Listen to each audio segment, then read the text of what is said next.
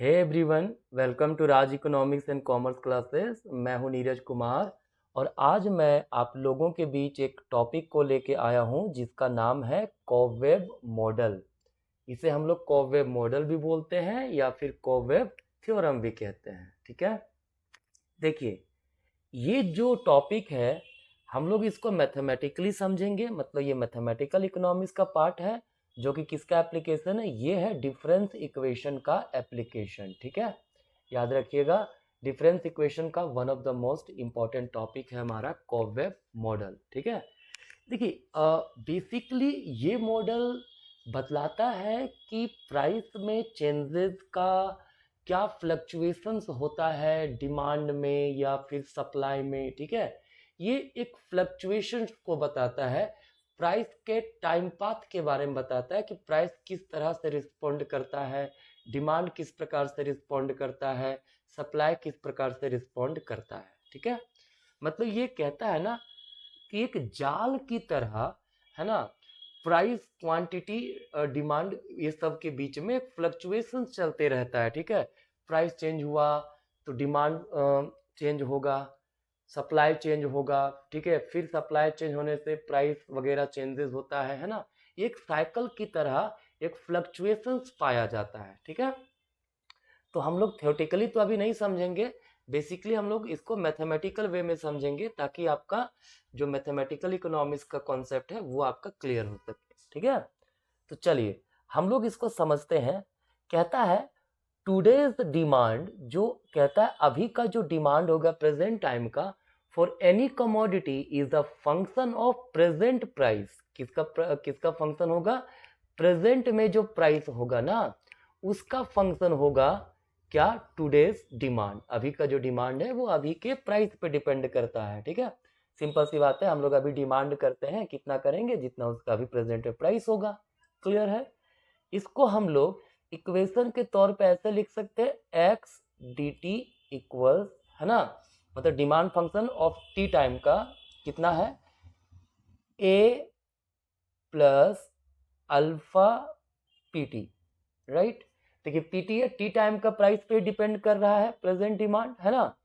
वही कहता है today supply respond to price with one period lag, है ना, मतलब जो अभी का सप्लाई होगा वो पिछला प्राइस पे डिपेंड करेगा। जैसे मान लीजिए सीधी सी बात है, अभी का हमारा प्राइस, अभी मान लीजिए कुछ भी सप्लाई हो रहा है। ठीक है, तो अभी सिंपल सी बात है, अगर प्राइस बढ़ा, क्लियर है, तो अगला साल चूंकि प्राइस अभी बढ़ा तो नेक्स्ट ईयर हम लोग क्या करेंगे, उसका सप्लाई बढ़ा देंगे। ठीक है, तो नेक्स्ट ईयर जो सप्लाई बढ़ा उसका रीजन क्या था, अभी प्राइस बढ़ गया था उस प्रोडक्ट का, इसीलिए सप्लाई नेक्स्ट ईयर उसका बढ़ा है ना।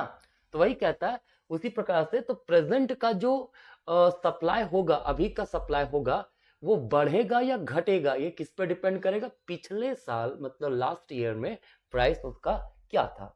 क्लियर है, तो अगर हम लोग इक्वेशन के तौर पे दिखाएं तो एक्स एस टी इक्वल लिख सकते हैं supply function of T time, है ना, इसको लिख सकते हैं B plus beta P T minus one, है ना।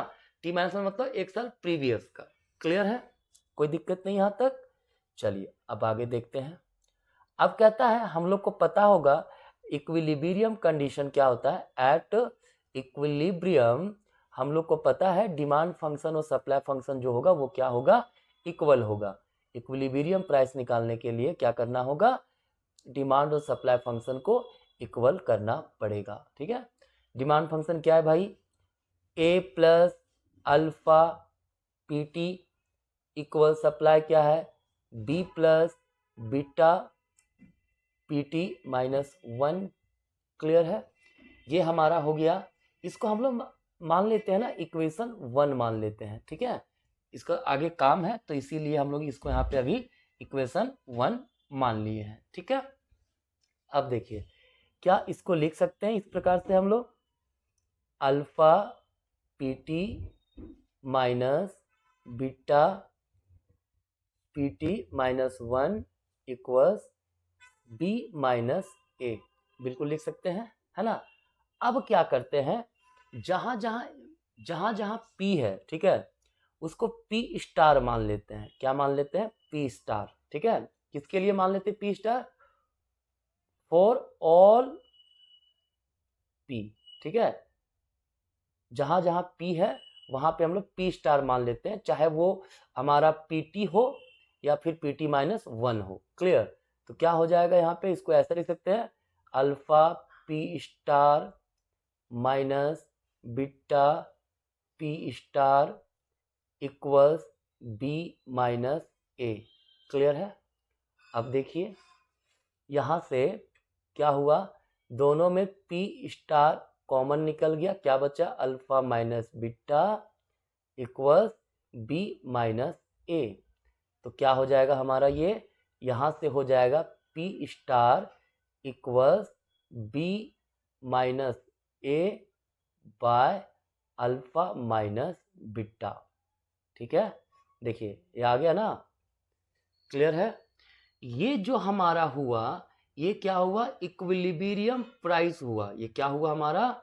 इक्विलिब्रियम प्राइस हो गया हमारा ये। ठीक है, ध्यान रखिएगा, इसको हम लोग बोलते हैं इक्विलिब्रियम प्राइस। ठीक है, इसको हम लोग पर्टिकुलर सॉल्यूशन भी हम लोग कहते हैं, है ना? बस आपको दिमाग में रखना, ये इक्विलिब्रियम प्राइस है। क्लियर है? चलिए, यहां तक हो गया हमारा, यहां तक कोई समस्या नहीं है। अब कहता क्या है, अगर हम लोग यहां से देखें, जैसे ये इक्वेशन को ना इक्वेशन नंबर 2 मान लेते हैं हम लोग। ठीक है, इसको इक्वेशन क्या मान लिए हैं? इक्वेशन 2 मान लिए हैं, राइट? तो अगर यहां से देखा जाए तो क्या हो रहा है, थोड़ा समझिएगा, है ना? फ्रॉम इक्वेशन 2 क्या है? फ्रॉम इक्वेशन 2, इक्वेशन 2 क्या है भाई? Alpha P star minus beta P star equals B minus A, है ना? इतना हमारा। ठीक है, कोई दिक्कत नहीं है। अब इसको हम लोग लिख सकते हैं, क्या लिख सकते हैं भाई? A को इधर ले आइए, क्या होगा? सीधा सीधी हमारा हो जाएगा A plus alpha P star equals B plus beta P star. हो जाएगा यहां से, कोई दिक्कत नहीं यहाँ पे, है ना? अब कहता है ना, subtracting this equation from equation 1, कहता है ये जो इक्वेशन है इसको इक्वेशन 1 से सब्ट्रैक्ट करेंगे, मतलब A plus alpha PT, equation 1 हमारा है ना, A प्लस अल्फा PT बराबर B plus beta PT minus 1। तो सब्ट्रैक्ट करना है दिस इक्वेशन को, इस इक्वेशन को हमें सब्ट्रैक्ट करना है ना? तो क्या होगा? Minus A minus alpha P star. Clear है? इक्वल्स कर दिए B plus beta PT minus 1, ये इक्वेशन 1 से लिए हैं, माइनस कर देंगे यहाँ पे, इस इक्वेशन में क्या है? B minus beta P star. ठीक है, ध्यान से देखिएगा क्या कह रहा है, ये जो इक्वेशन है इसको सब्ट्रैक्ट किए इक्वेशन 1 से, है ना? क्या होगा देखिए तो, A और A कैंसल हो गया। ठीक है, यहां से B और B कैंसल हो गया। क्लियर है? अब क्या बचा हमारे पास? हमारे पास बचा alpha PT minus alpha P star equal beta PT minus 1 minus beta P star. ठीक है, कोई दिक्कत नहीं यहां से। अब देखिए यहां से अगर हम लोग अल्फा कॉमन निकालें तो क्या बचेगा? PT minus P star. Clear? Equal क्या होगा? इक्वल्स हो जाएगा यहां से बीटा यहां पर भी कॉमन निकलेगा, तो PT minus 1 minus P star. ठीक है, अब क्या करेंगे? अब हम लोग यहां पे लेट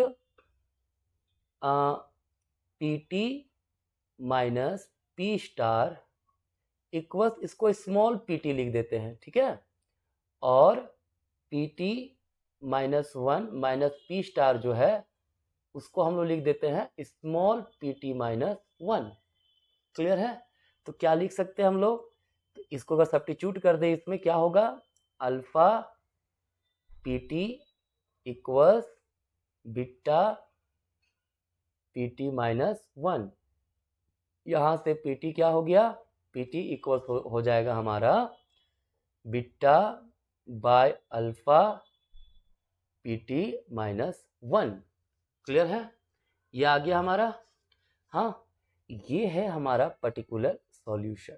ठीक है, अब ध्यान दीजिएगा, मतलब अब सॉरी, ये पर्टिकुलर सॉल्यूशन था हमारा, है ना। अब यहाँ से आगे हम लोग अगर बढ़ें, ठीक है, देखिए सीधा से याद रखिएगा, ये इक्विलिब्रियम प्राइस था, ठीक है, उसका फिर ये पर्टिकुलर सॉल्यूशन है हमारा, है ना।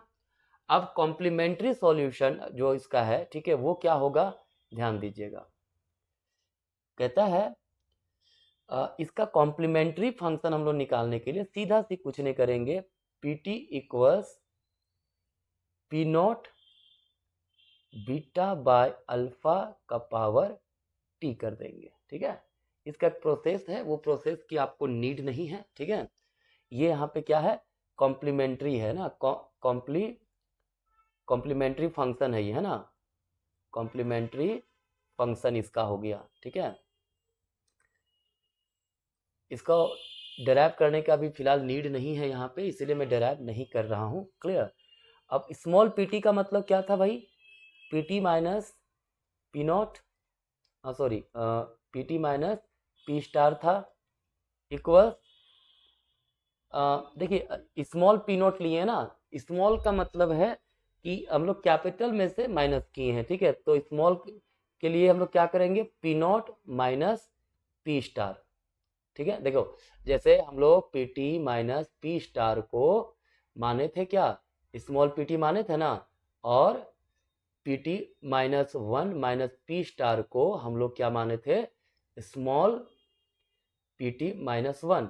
तो उसी प्रकार से यहाँ पे P not minus P star के प्लेस पे स्मॉल पी नॉट था। ठीक है, तो स्मॉल पी नॉट ये लिख सकते हैं, क्या हो जाएगा? बीटा बाय अल्फा का पावर t। क्लियर है? अब देखिए, अब यहां से अगर इसको हम लोग सॉल्व करें, क्या होगा? pt equal P star plus, ये पूरा साथ में था, ठीक है, पी स्टार प्लस क्या हो गया? P not minus P star beta by alpha का power t। This is complementary function, this is the solution of this cobweb model. ठीक है, अब यहाँ पे ध्यान रखने वाली बात क्या है वो समझिएगा। ठीक है, ये हमारा कंप्लीट सॉल्यूशन हो गया इसका। ठीक है, अब क्या है? कहता है यहाँ पर जो बीटा बाय अल्फा है ना, ये जो बीटा बाय अल्फा है आपका, ठीक है, ये बड़ा ही इंपॉर्टेंट चीज है हमारा। क्लियर? क्योंकि यही बताएगा टाइम पाथ के बारे में। ठीक है, टाइम पाथ बोलिए, प्राइस पाथ बोलिए, वो यही बताएगा। ठीक है, कि जो इक्वेशन है वो कन्वर्जेंट होगा, डाइवर्जेंट होगा, या फिर क्या होगा। क्लियर? देखिए, कहता है कि इसके 3 केसेस हैं। कितने केसेस हैं? 3। Case number 1। क्लियर? एक एक करके जितना मैंने बताया पूरा का पूरा कर लीजिएगा। ठीक है, बीटा बाय अल्फा अगर ग्रेटर देन 1 है, ठीक है, तो टाइम पाथ जो होगा वो क्या होगा? एक्सप्लोसिव ऑसिलेशन होगा। क्या होगा? Explosive oscillation. ठीक है, एक्सप्लोसिव ऑसिलेशन है, मतलब ये फंक्शन जो होगा वो डाइवर्जेंट होगा यहाँ पे। ठीक है, डाइवर्जेंट कहने का मतलब है अनस्टेबल। क्लियर? तो ये जो सिचुएशन है, देखिए इसमें एक डायग्राम हमारा कुछ इस प्रकार का बनेगा। ठीक है, देखिए क्या है, कहता है इसमें ना इक्विलिब्रियम पाथ से बाहर निकलता जाएगा। ठीक है, क्या होगा? इक्विलिब्रियम से बाहर निकलता जाएगा। क्लियर?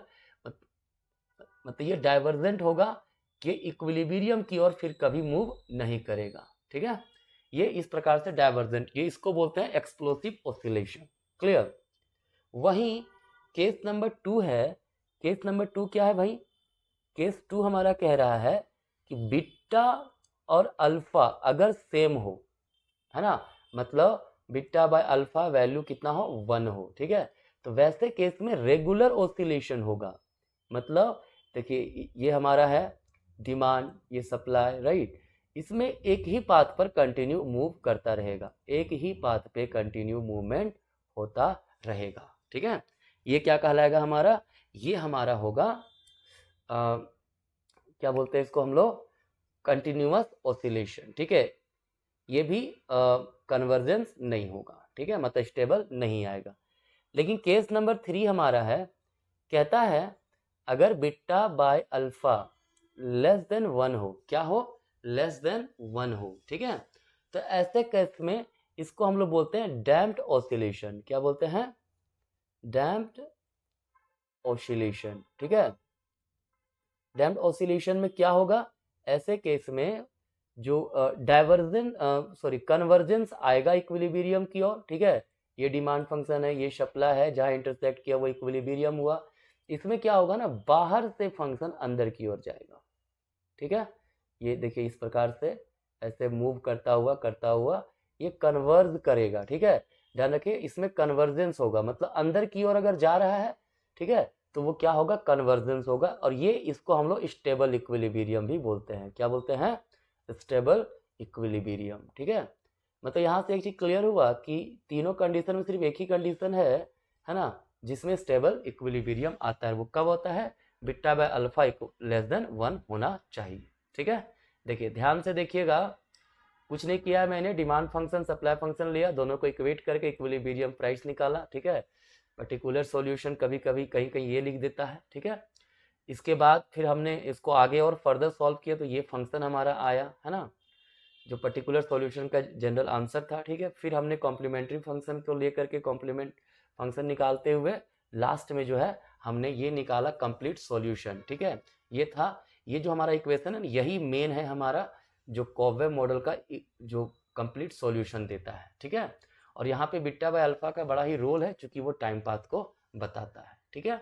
तो ये था ऑल अबाउट आवर कोवेव मॉडल, ठीक है। मुझे उम्मीद है आपको समझ में आया होगा।